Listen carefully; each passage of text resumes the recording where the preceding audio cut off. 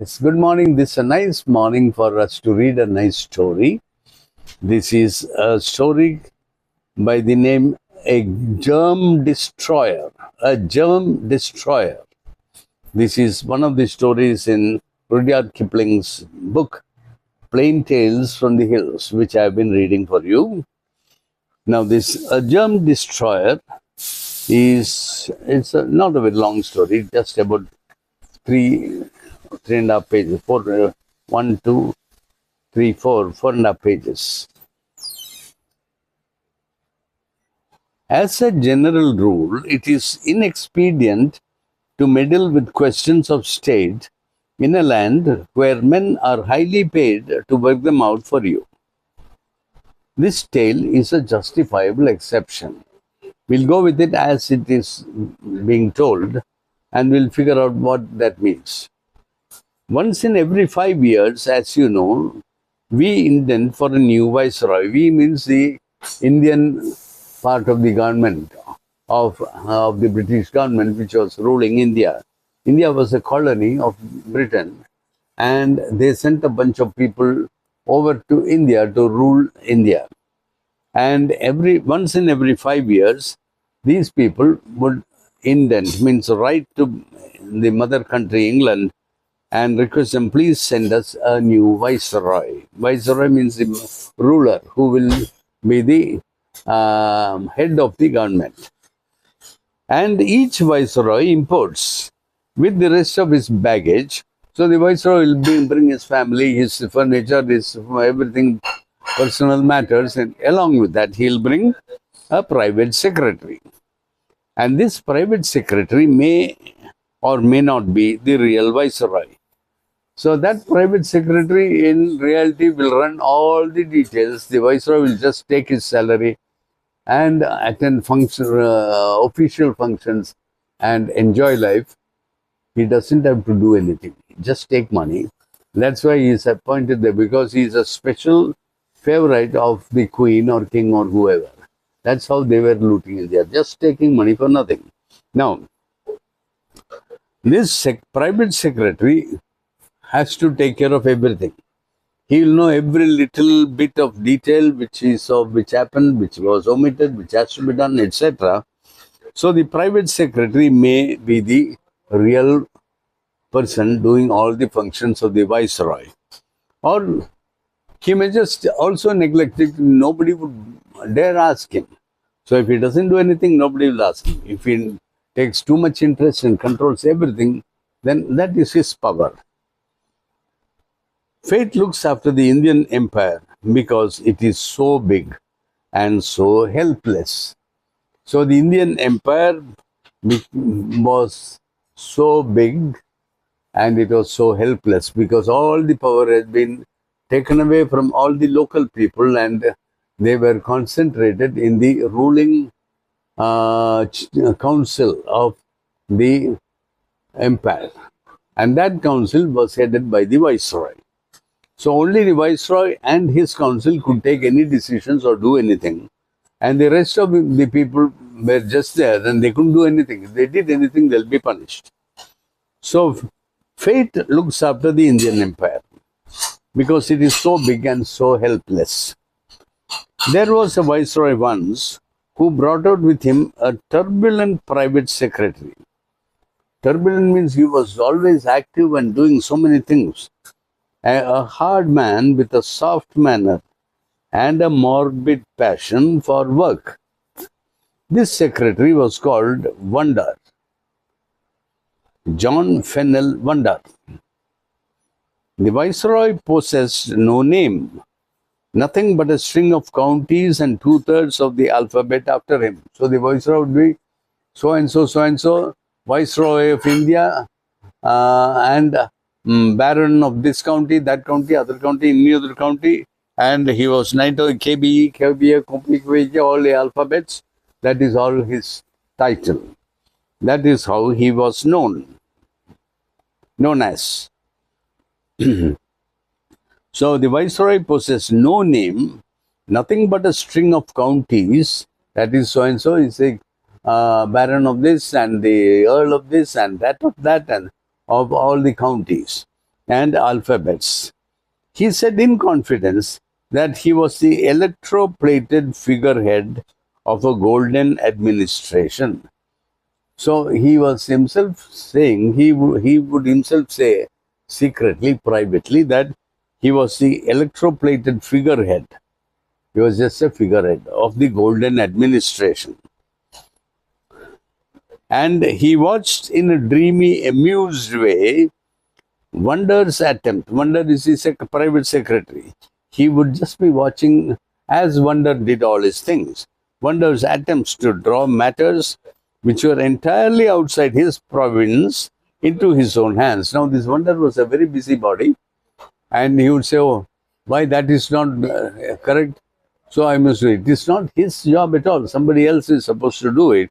But Wonder was a busybody, and he would say, "Okay, come, bring it. I want to see."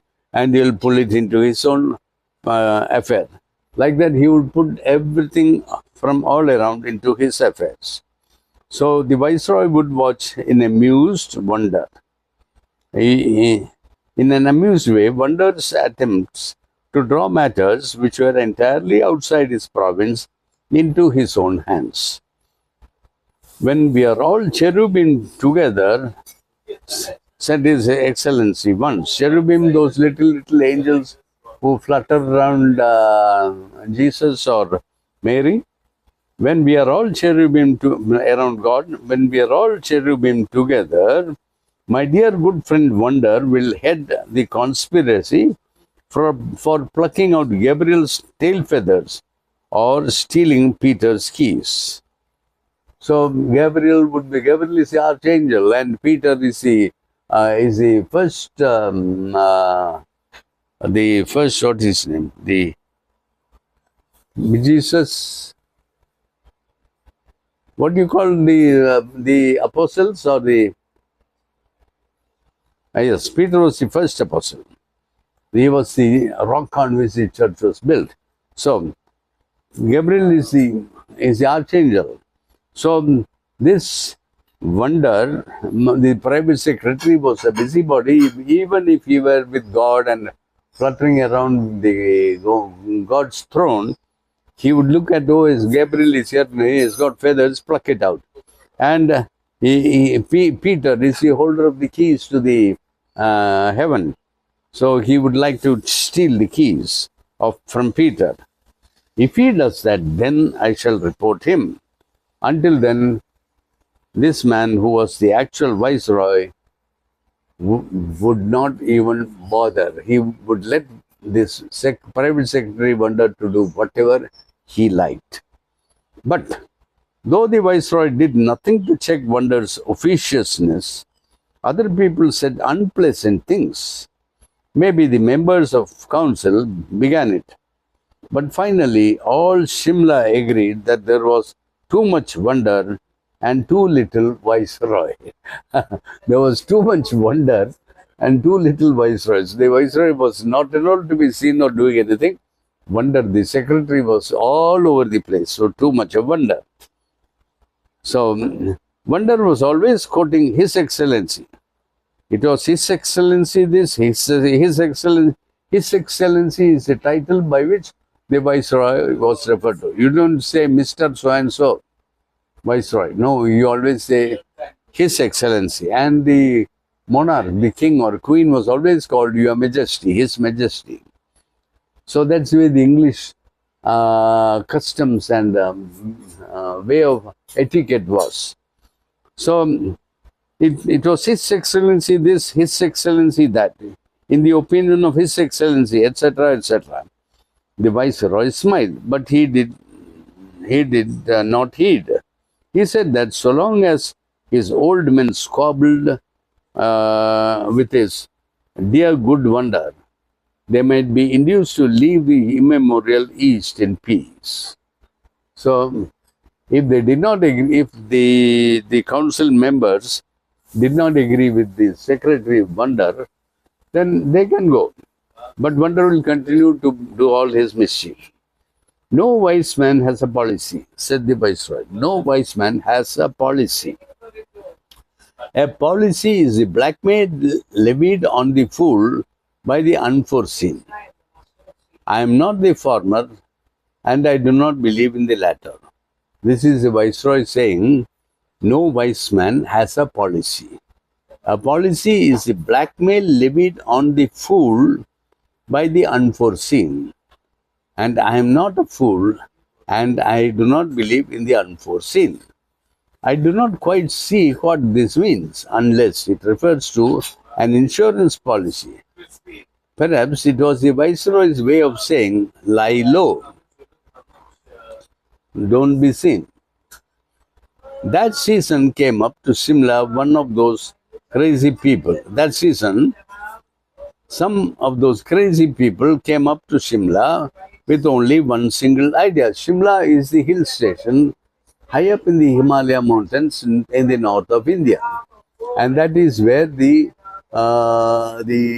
Viceroy and his council would move for the summer session of their government.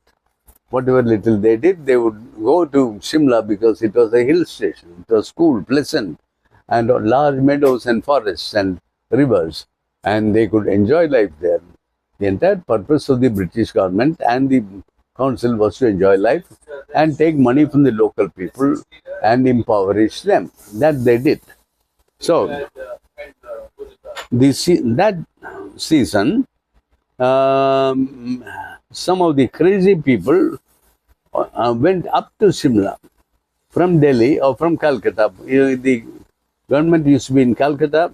So from Calcutta, every summer, they would go to Shimla. Or if it was in Delhi, later, the capital was in Delhi. So from Delhi, in summer, they would go to Shimla or Darjeeling or Mussoorie. So many hill stations. The Himalayas is huge and so many spots of beauty and tranquility and hill stations. So they would go there. These are the men who make things move, but they are not nice to talk to. So this man's name was Mellish, and he lived for 15 years on land of his own in Lower Bengal, studying cholera. So there was one man named Mellish who used to be in Bengal, in the Lower Bengal, amongst the rivers and all that, and he was studying cholera 15 years. He held that cholera was a germ that propagated itself as it flew through a muggy atmosphere and stuck in the branches of trees like wool flake. The germ could be rendered sterile, he said, by Mellish's own invincible fumigatory. So this Mellish had evolved his own theory during his 15 years of research in Bengal into cholera, that this cholera was created by cholera was a germ, it was a germ, and it propagated itself as it flew through the muggy atmosphere. The atmosphere was not clear and fresh and all that. It was heavy and dank, and there was a lot of moisture in it, and the sweats and smells and the bad odors of all the fish and decaying things. So in that atmosphere, this cholera germ would propagate itself. It liked that bad atmosphere. And then it would go and stick onto the branches of trees like, flake, snowflake, germ flake, wool flake, whatever, small specks, it will go stick. And this germ would grow from there and spread. So this germ, according to this Mellish, this germ could be rendered sterile. It could be made to be unable to reproduce, to multiply, by Mellish's own invisible fumigatory. So he had developed a fumigatory, a certain thing which will provide smoke, fumes, which will destroy these cholera germs. That's his own invention. This Mellish's own invincible fumigatory was a heavy violet-black powder. The result of 15 years scientific investigation, sir. That's what he said. So after 15 years of scientific investigation, he had come out with this product called Malicious Own Invincible Fumigatory, which was a heavy violet-black powder. Inventors seem very much alike as a caste. They talk loudly, especially about conspiracies of monopolists. They beat upon the table with their fists, and they secrete fragments of their inventions about their persons.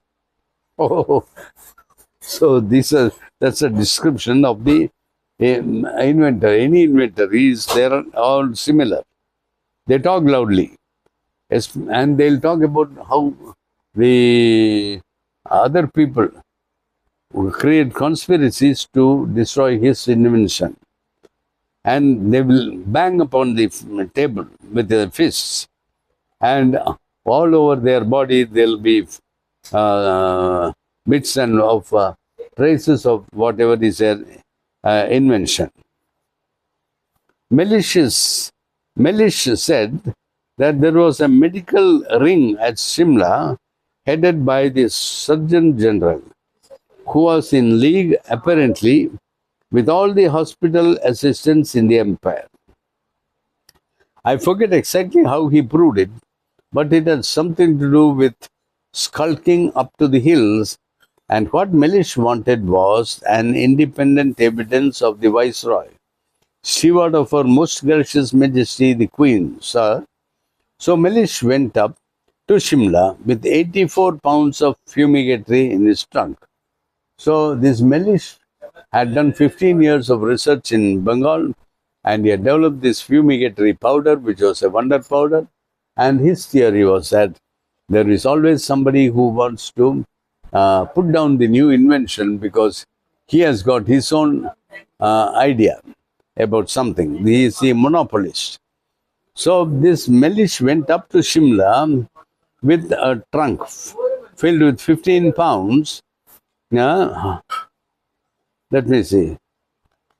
Went up to Shimla with 84 pounds of this powder, fumigatory, in his trunk to speak to the Viceroy and to show him the merits of the invention. So he has taken his sample, 84 pounds of this dark brown, violet, not blue, brown, violet, heavy black powder, which would produce smoke.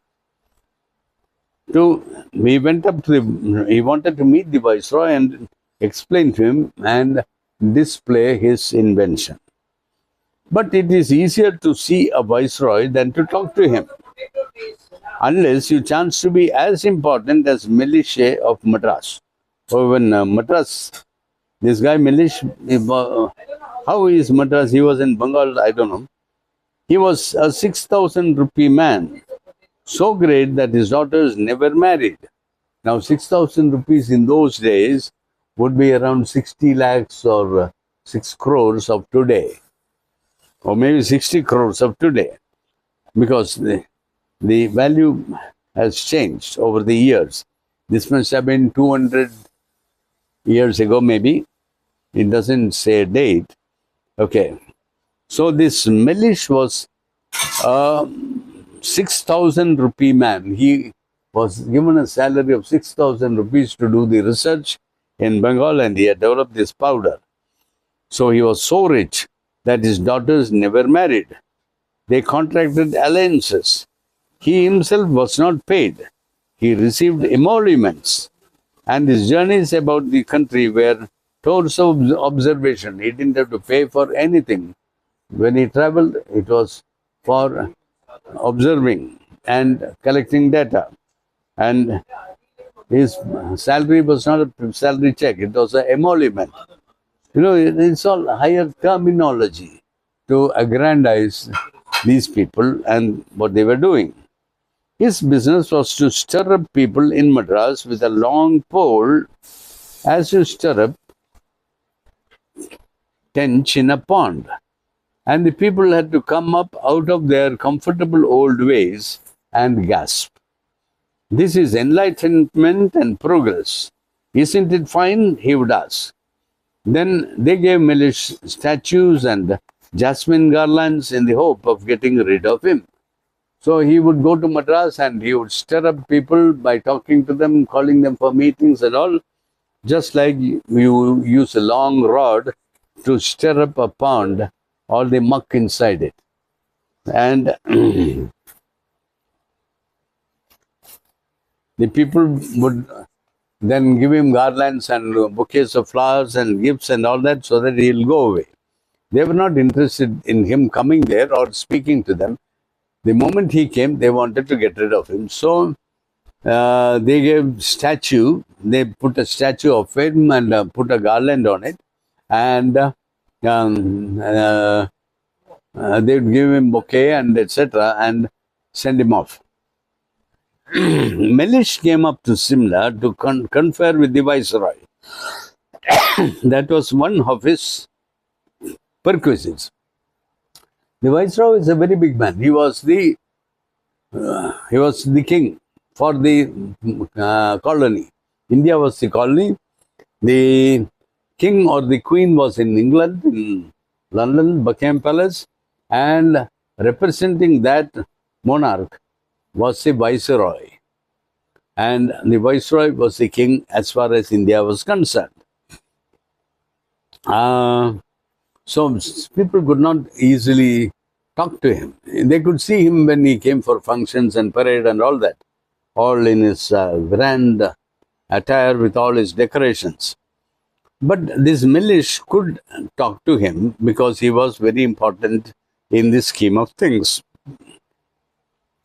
So the viceroy knew nothing of Mellish except that he was one of those middle-class deities who seemed necessary to the spiritual comfort of this paradise of the middle classes. And that in all probability he had suggested, designed, founded and endowed all the public institutions in Madras. So this viceroy knew only that much, that he was somebody who had done so much of so many things, that he wanted to talk to the viceroy would have to talk to him.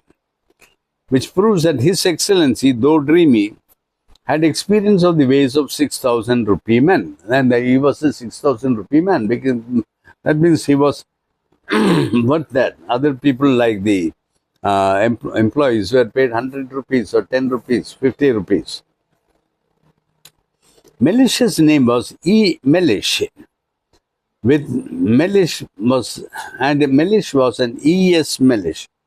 And they were both staying. Mellish's name was E. Mellish. And Mellish's was E.S. Mellish. Oh, there are two people. And they were both staying at the same hotel.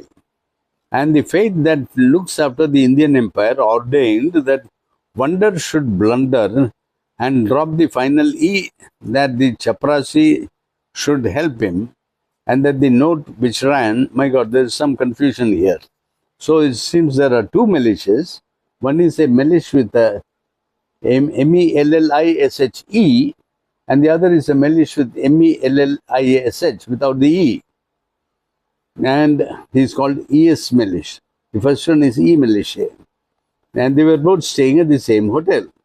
And the fate that looks after the Indian Empire ordained that wonder, that's his secretary, should blunder and drop the final E, that the chaprasi should help him, and that the note which ran, "Dear Mr. Mellish, can you set aside your other engagements and lunch with us at 2 tomorrow?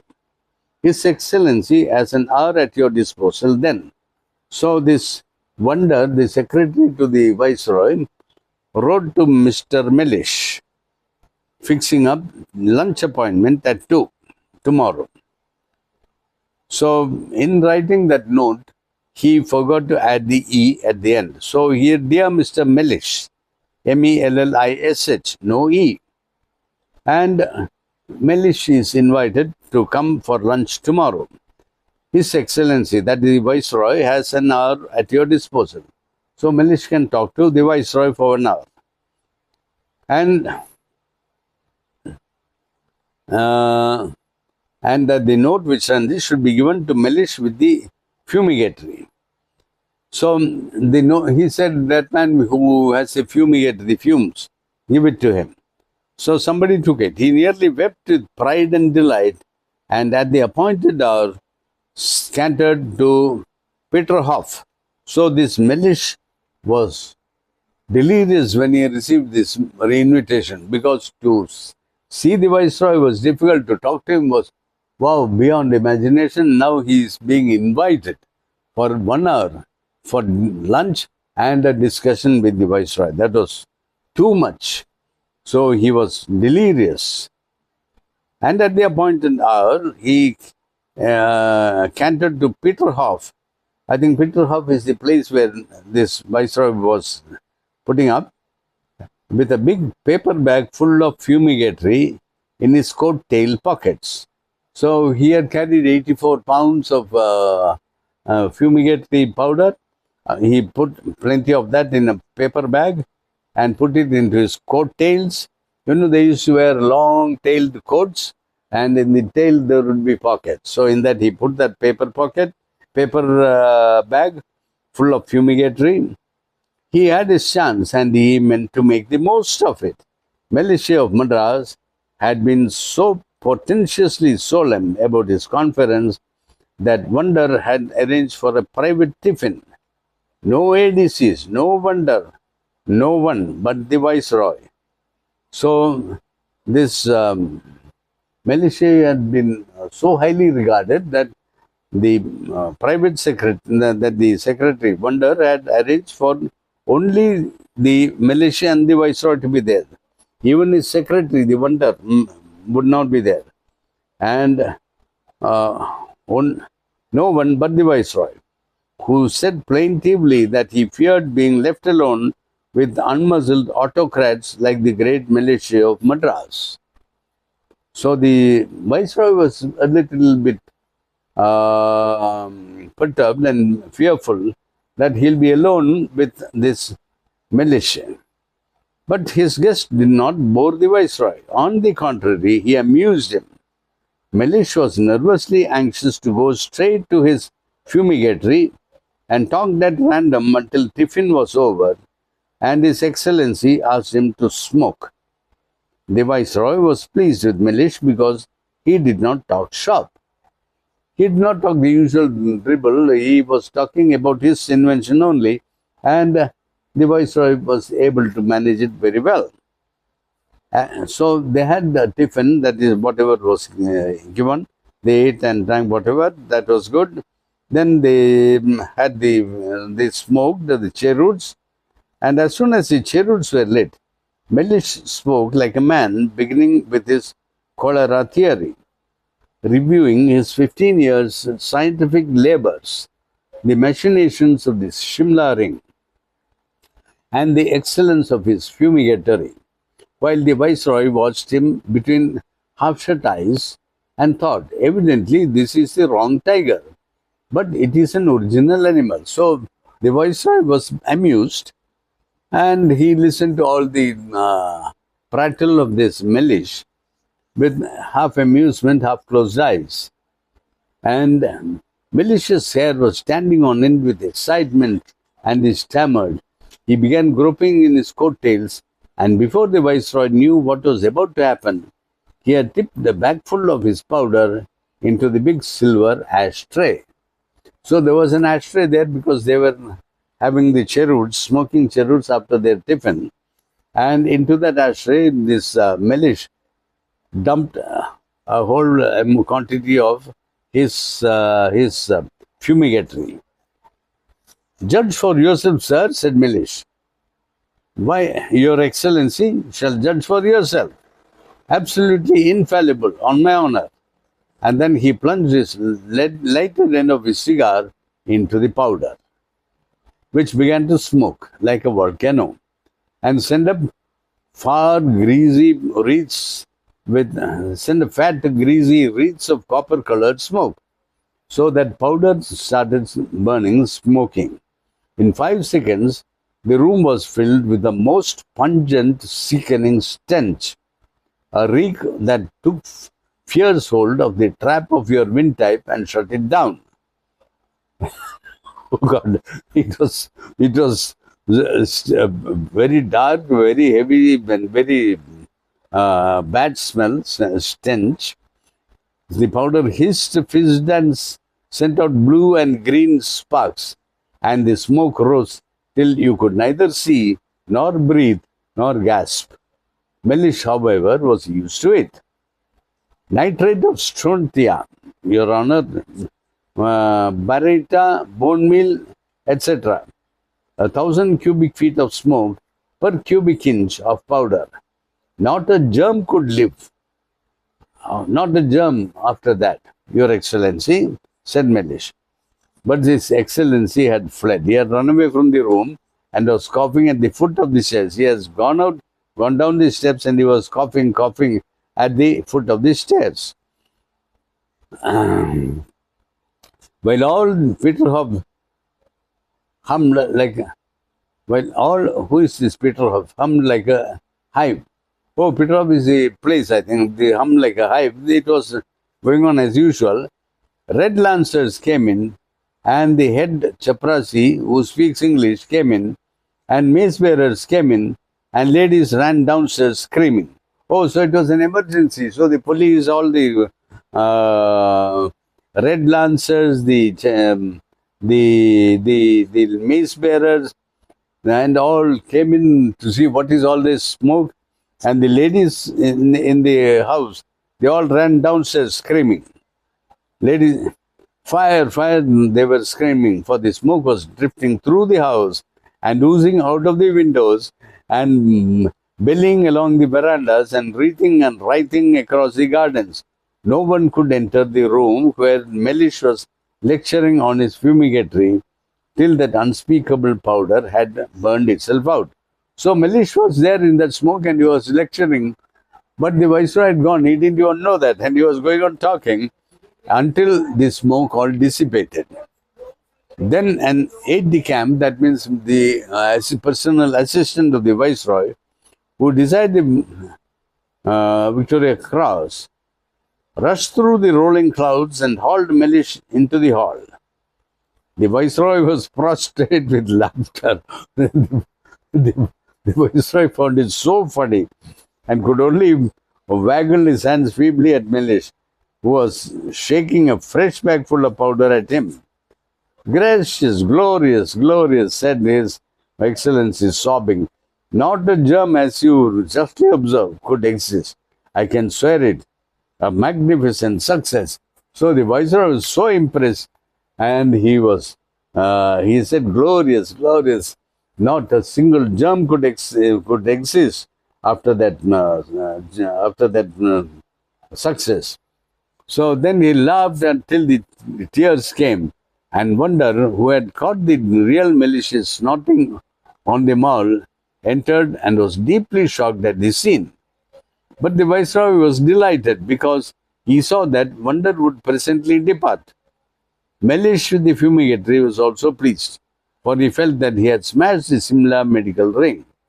So this Viceroy wanted his secretary Wonder to go away back to England, because he did not want this secretary Wonder to take on all sorts of things, meddle in everything, and wanted to get rid of him.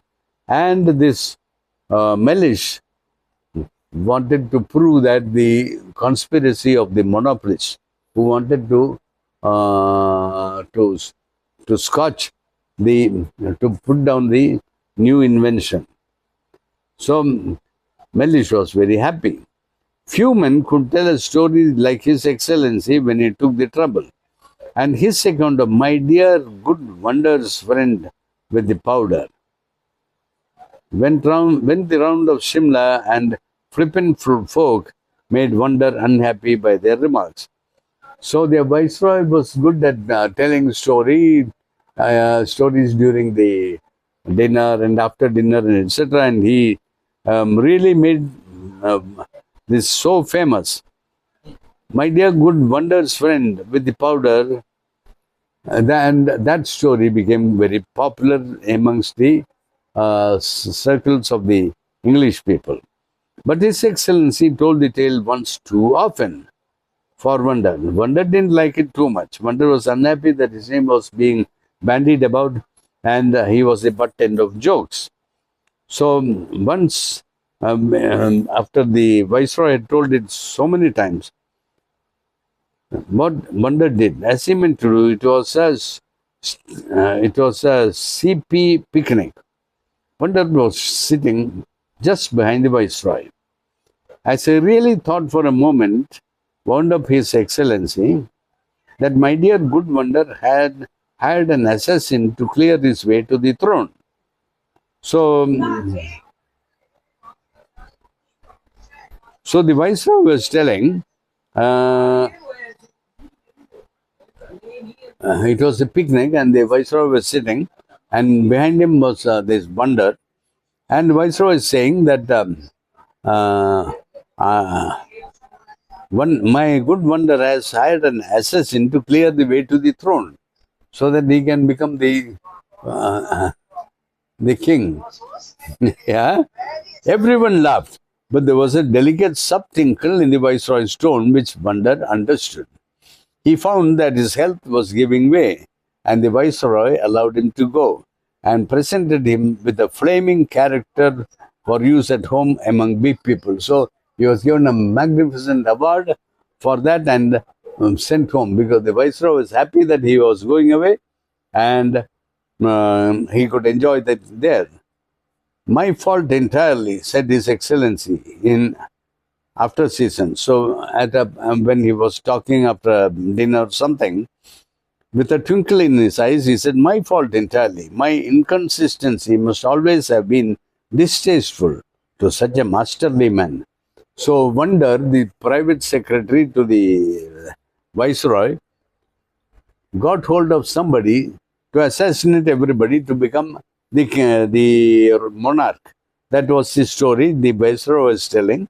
Viceroy was spreading that story, and it was a very, very amusing and useful story for him after this, in his after dinner conversation, etc. So ultimately, Wonder was sent back because he had hired this man, and the Viceroy said he has hired this man to kill all the people so that he can become the king. So Wonder was sent away, and everybody was happy. So that's a little story. It is neither here nor there, but this is how the British Empire was being run. This is nice. Thank you.